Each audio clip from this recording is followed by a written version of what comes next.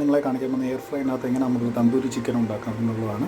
ഇത് non ഈസ്റ്റിൻ്റെ air ഫ്രയറാണ്. ഞാൻ നേരത്തെ ഇതിനകത്ത് പറഞ്ഞായിരുന്നു.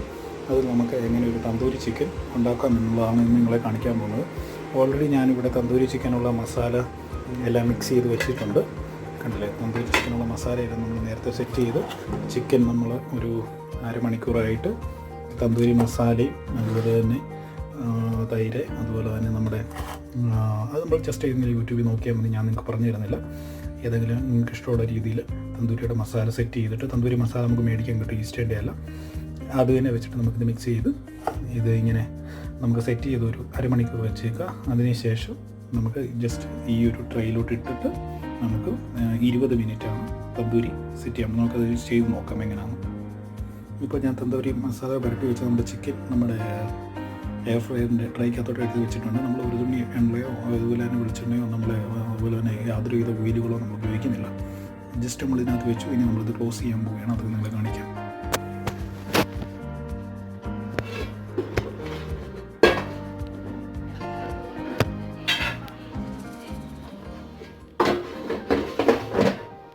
നമ്മൾ ക്ലോസ് ചെയ്തിരിക്കുകയാണ്. ഇനി നമ്മൾ ഓണാക്കാൻ പോകും. ഇതിപ്പോൾ നമ്മൾ 180 ഡിഗ്രി സെൽഷ്യസിൽ 15 മിനിറ്റാണ് ആദ്യം വെക്കുന്നത്. അത് കഴിഞ്ഞിട്ട് നമ്മൾ തിരിച്ചൊന്നുകൂടെ ഇട്ടിട്ട് അപ്പുറത്തെ സൈഡും കൂടെ ചെയ്യാൻ വേണ്ടിയാണ്. അപ്പോൾ നമുക്ക് 15 മിനിറ്റ് സെറ്റ് ചെയ്ത് നമുക്ക് ഓണാക്കാം.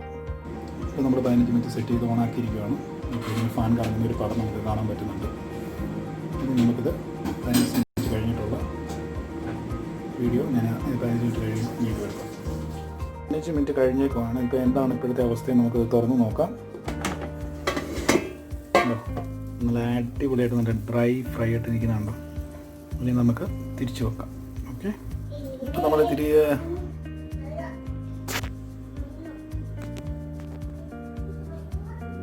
തിരിച്ചിട്ടേക്കുവാണ്. ഇനി നമുക്കിതൊന്ന് വീണ്ടും ഒരു 15 മിനിറ്റോടെ വെച്ച് കഴിയുമ്പം തന്തൂരി ചിക്കൻ റെഡി. ഓക്കെ, 15 മിനിറ്റത്തേക്ക് വെച്ചേക്കുവാണ്.